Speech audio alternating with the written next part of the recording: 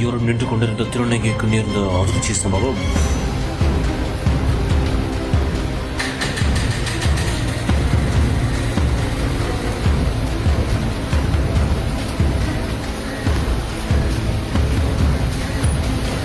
குடோனுக்கு விரைந்த போலீசாருக்கு காத்திருந்த ஷா. சென்னை போரூர் தெல்லியார் அகரம் பகுதியைச் சேர்ந்தவர்தான் திருநங்கையான ஷில்பா.